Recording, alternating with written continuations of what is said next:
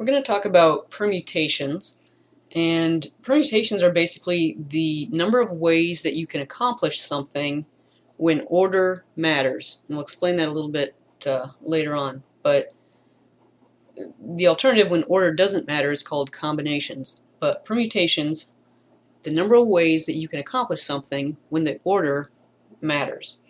And so we'll do an example here. Let's say you have 3 tasks that you have to accomplish. And we're just going to say that these are eat, sleep, and work.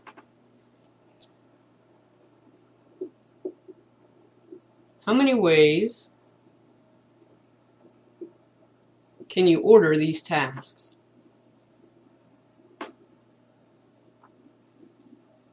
So we have 3 tasks that we have to do, and the question is about how many different ways can you do them. So for example, we can eat first, then we can sleep, and then we can work. Or we can eat first, we can work, and then we can sleep. We can also sleep first, eat, and then work. We can sleep, work, and then eat.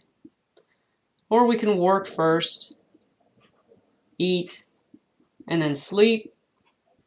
Or we can work, sleep, and then eat. And that's an exhaustive list of how the order that we can do each of these 3 tasks. 1, 2, 3, 4, 5, 6. There's 6 different ways that we can accomplish these 3 tasks. It just depends which one we want to do first, second, and third. But depending on how we order them,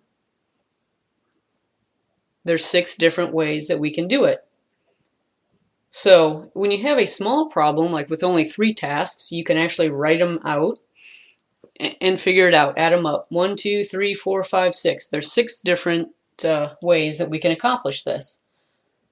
But as this number grows, it's not feasible to just list everything out. So mathematically, the way that we can figure this out is, so the first task that we're going to do,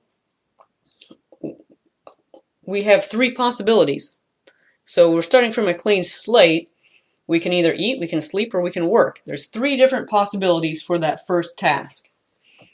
But once we've chosen that task, so once we choose to eat, for our second task, well, there's only 2 we can choose from. We've already eaten, so now we only have 2 things that we can choose from. We can either sleep or we can work. So for our second task, once we've chosen our first task, there's only 2 possibilities. Then once we've chosen our first task, we've chosen our second task, there's only 1 task left. So there's only 1 possibility. So if we choose to sleep and then we choose to eat, the only thing we have left is work. There's only 1 thing left. If we choose to sleep and then work, there's only 1 thing left. We have to eat. So for the last task, there's only 1 possibility. So our first when we're starting with a clean slate, the first thing we choose to do, we have 3 choices. But once we choose that, for our second task, we only have 2 choices. And then once we've chosen our second task, for our third task, we're only left with one alternative. So there's 3 in the first choice, 2, and then 1. When we multiply these together, 3 times 2 times 1, we get 6. And that was the same number when we enumerated them, 1, 2, 3, 4, 5, 6. So when you enumerate them and count them up, you're going to get the same as if you think about it mathematically, where how many choices do I have for that first item? Then given that, how many choices do I have for the second item? Given that, how many for the third? And then you just multiply them together. So just think logically about how many choices you have given that you've already selected something before it. Let's do another example.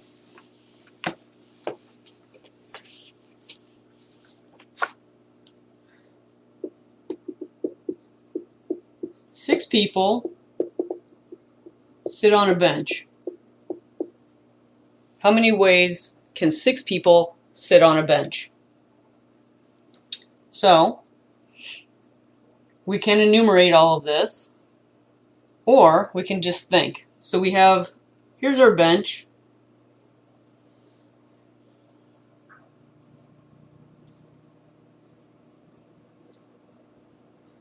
There's 6 seats on the bench. So if we have 6 people, who can sit in that first spot? Well, any 6 of them. So there's 6 possibilities for that first spot. But once someone sits down, they can't sit in any of the other spots. So once they sit down, how many people can possibly sit in the second spot? There's only 5, because there's only 5 people left. Once those 2 people have sat down, there's only 4 people left. Any one of the 4 can sit down. So there's 4 possibilities. Once these 3 people have sat down, there's only 3 people left standing. Any one of them, so any one of the 3 can sit down. So there's 3 possibilities of someone sitting in that spot. Now there's only 2 people left. So there's 2 possibilities of someone sitting in that spot. And then there's only 1 person left standing, and he or she has to sit in the last spot. So how many ways can 6 people sit on a bench? 6 times 5 times 4 times 3 times 2 times 1. You just multiply it together. So you first figure out how many people can actually sit in each spot, and then you multiply it. You throw that in your calculator. There's 720 different ways that people can sit down. So you don't want to obviously enumerate each one of them, because you're going to have to do that 720 times. That's why you have to think of it mathematically. How many people can sit in the first spot? How many, now given that someone sat down, how many can sit in the second spot? Etc. And then you just multiply it all together. Now, let's do one that has a little bit of a twist on that, where it's not everyone that's included. So let's say a museum has 7 paintings. How many ways can they put 3 of them on the wall?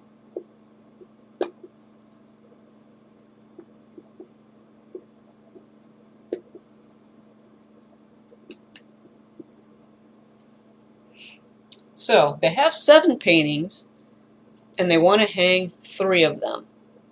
So here's your first painting, here's your second painting, here's your third painting.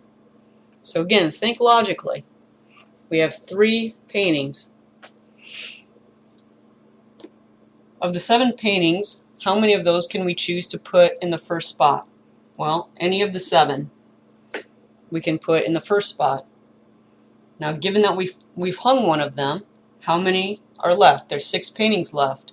So we have 6 to choose from to put in the second spot. Now that we've hung 2 of them, there's only 5 paintings left. Any one of the 5 can go in the third spot. So how many ways can you put 3 on the wall? 7 times 6 times 5.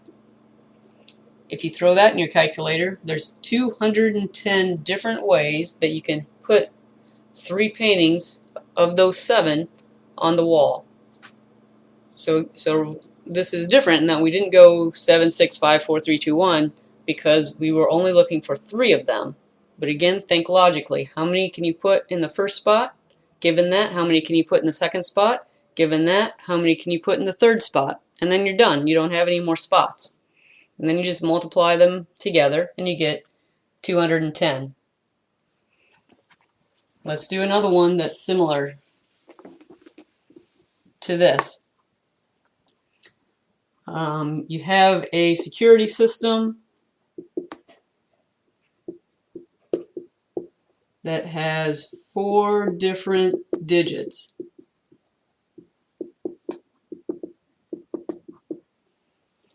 So how many different codes can you have? And so this is where order matters. This is why we're doing permutations versus combinations. So for example, if you have a security system and your code is 5691, that's different than 1956. These are the same numbers, but the order matters.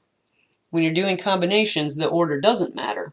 So these would be essentially the same. But in permutations, these are different because the order matters. So, and the digits are from 0 to 9. So there's 10 digits we can use because we can use the 0. So how many different ways can we have a code that has 4 digits in it? And each one has to be different. We can't use the same one. So the code can't be 2239 because we can't use the same digit. So we have 4 digits.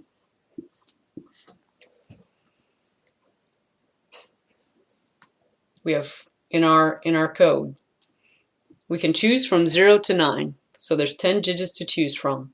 So for our first digit in our access code, how many digits can we choose from? Well, we can put a 0 in, we can put a 1, 2, 3, 4, 5, 6, 7, 8, 9. We can put any of those 10 digits in our first slot. Now that we have that one, how many can we put in the second? Because they have to be different, we only have 9 choices now because we've used one in the first slot. Now that we have our first 2, there's only 8 left for our third slot. And similarly for our fourth slot, there's only 7 possible digits that we can use. So, how many ways can we have a 4-digit security system access code?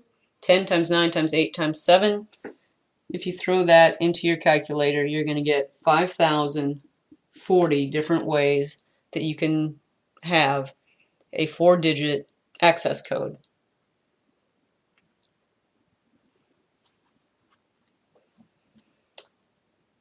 Let's say that we have a password.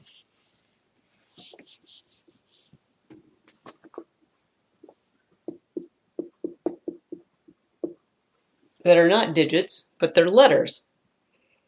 So, how many ways can you have an access code using 4 different letters?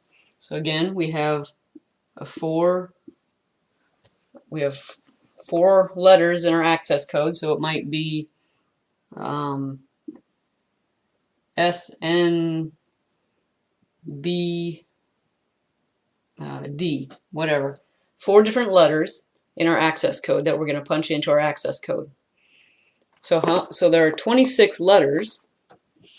So once we choose, so for our first letter, we have 26 letters we can choose from. But because they have to be different, we only have 25 letters for the second, 24 letters for the third, and 23 letters for the fourth spot.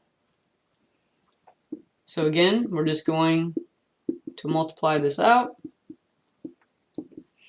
You throw that in your calculator, 358,800 is the answer to how many different ways we can have a 4-letter code to our security system. I'm going to pause just a second and put a problem up on the board. Okay, I put a problem up on the board. 5 people want to sit on a bench. One person wants to sit on either end of the bench. So one person says he has to sit on the end, but he doesn't care which end. How many ways can the 5 people sit on this bench? So you have 5 people. One is imposing restrictions that he sits on the end. So how many ways can these 5 people sit on the bench? So you have 5 spots.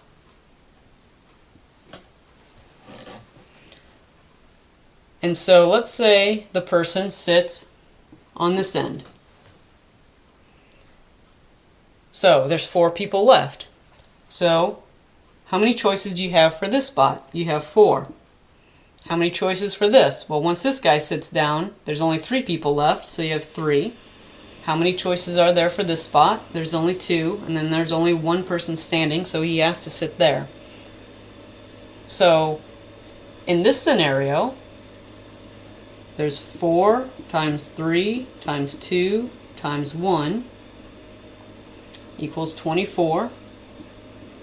There's 24 ways that the people can sit on this bench because this guy is fixed. But all these guys can move around in 24 different ways. So there's 24 different ways that these 5 people can sit on the bench. But that's only if he sits on this end. What if he sits on the other end? Well, we'll start here again. Just think logically. So, how many people are available to sit over here? There's 4. Once that person sits down, there's 3 people left. Any one of them can sit here. Once he sits down or she sits down, there's only 2 of them left. Either one of them can sit here. And then there's only 1 person standing. So, if the person sits on this end, there's 4 times 3 times 2 times 1. There's 24 ways that the people can sit if the guy sits over here. So, there's 24 ways if he sits here. There's 24 ways if he sits here. So, how many total ways are there? You just add that up. 24 plus 24. There's 48 different ways that these 5 people can sit on that bench.